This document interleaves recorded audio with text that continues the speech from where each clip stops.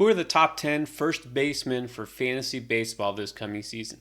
Let's break it down. At number 10, let's start with Philadelphia Phillies first baseman Rhys Hoskins, a guy who I feel like is always slightly undervalued. In each of the last 4 full seasons, not including 2020, he's gone for 27 or more home runs. No surprise then that ATC projections have him going for 29 this year, along with 83 RBIs and 82 runs scored. This is a slugger who's given you consistent production year after year, and he's in a loaded lineup. Although we know that won't include Bryce Harper for the first couple of months at least, there's still plenty of thump here. He'll have plenty of RBI opportunities. He is set in the middle of that lineup.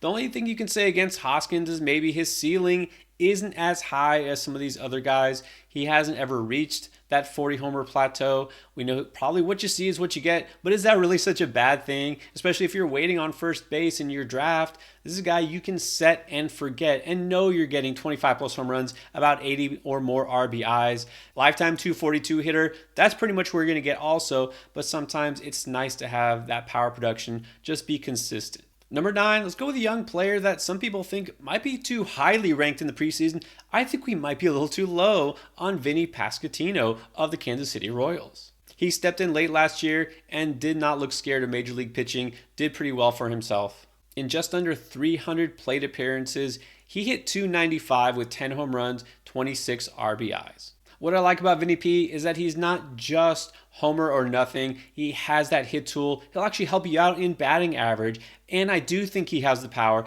to get over 20 home runs, maybe even 25. It's nice to wait and get a player with some upside that helps you across the board. At number 8, let's go with Nate Lowe of the Texas Rangers. Guy who had his breakout season in 2022.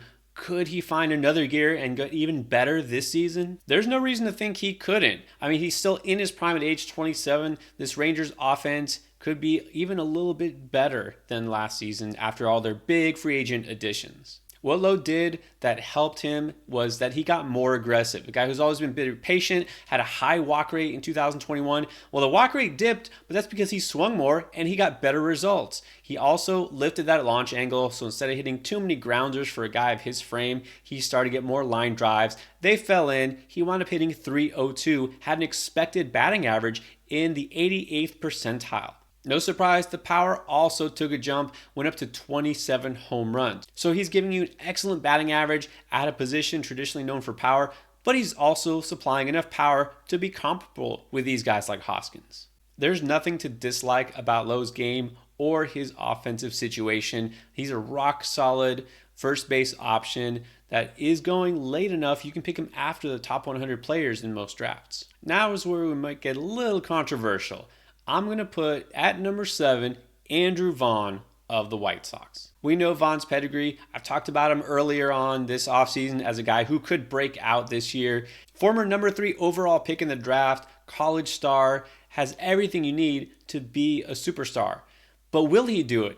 The naysayers will look at the stats and say, the last couple of seasons, he's just been mediocre. I mean, the power production is average, home runs in the teens, the batting average, good but not great. What is going to change with this guy? Well, I'll tell you what's going to change. He is only 24 years old.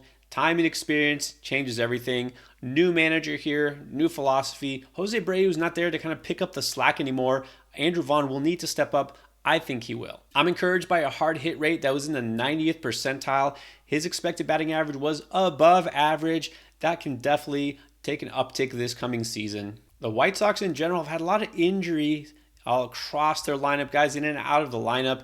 And so if this team can just stay together, there's a lot of firepower here, and Vaughn could be one of the beneficiaries in terms of driving in runs. Now, he's primarily playing left field these days, but he qualifies still at first base. At least I know he does in Yahoo. And so this is a nice fallback option a lot of people won't think about at the first base position. Right now his ADP is 133 overall, meaning you can grab him after guys that aren't even close to making my top 10 list, like Anthony Rizzo or Christian Walker. At number 6, just talked about that man, Jose Abreu, as consistent as you can get.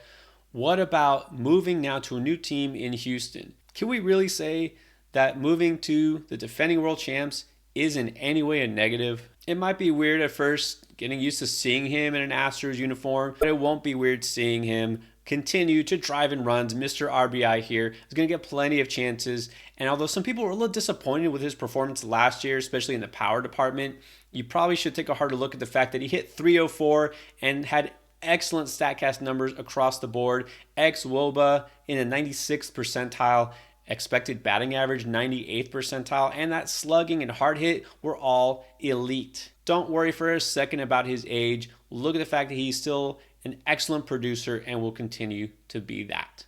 Getting to the top 5 now. Let's get to Matt Olson of the Braves. Big shoes to fill by replacing Freddie Freeman at first base in Atlanta. He did a pretty good job. Drove in 103 runs, 34 homers. The average did dip down to 240, and he struck out a ton, which is a good time to remind you that if you play Roto, that's not as big a factor, but for points leagues, I would knock Olson down a little bit because he strikes out so much, and that hurts you in a points league. Because of that massive power production, of course, the RBI opportunities, and he did score 86 runs also. He's got to be at least a top 5 first baseman. What about reigning NL MVP Paul Goldschmidt? How could he possibly be this low at number 4? Well, let me tell you. He had a tremendous year, and it's hard to take anything away from him. He's a guy who's been a superior performer for years now. Age 35, that's not really the concern. The concern is he might have slightly outperformed some of these advanced metrics. In particular, I'm looking at batting average. He hit 317 last year, which is excellent, but his XBA was 261. We could see at least some regression in that area. After all, he is a career 295 hitter, which is really good, but it's not 317. The power numbers, it's hard to debate that. He'll still probably be right there in the 30s as far as home runs, about 100 RBIs, which is why he's one of the top first basemen and fantasy players in the game. You might remember Goldschmidt used to be extra valuable because he stole bases. He doesn't do that anymore. Swiped 7 bags last year, which is decent for the position, but don't overestimate how much he'll help you in that area. There's really no way I can justify knocking Goldie in any particular area. It's just that the 3 guys I'm about to talk about, I like a little bit more for fantasy because they give you a little bit more of an edge. And that brings me at number 3 to the polar bear, Pete Alonso. Alonso won't hit over 300 like Goldie. I'm almost sure of it. But what he can do is get you 40 plus or even 50 home runs. We've seen him do it before, and his RBI total will be among the league leaders again. I think that advantage that Alonso gets you in the home run department particularly is going to be enough to make him a top 3 first baseman and give him the edge over Goldschmidt. It sounds counterintuitive, but when you're looking for your early round pick, somebody who's going to be the cornerstone of your fantasy team, you look at upside. You don't play it safe. You look for the guy who could be a potential, league winner, if you want to say, a guy who can carry you. Think Aaron Judge last year. Does Alonso have that kind of upside?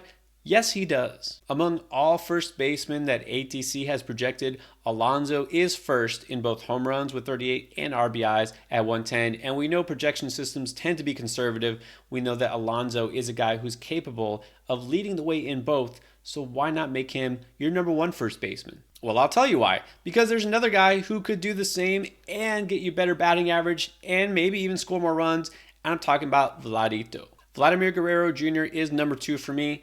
I know that he was a little disappointing, especially after so many people reached for him, maybe as a first round pick last year. Didn't expect him to go down to a 274 batting average. The power was good, but not elite. Didn't quite reach 100 RBIs, 32 home runs. Again, good, but not worth where you picked him. Not too worried because you look at his exit velocity, hard hit rate, all those metrics, he was still just as efficient.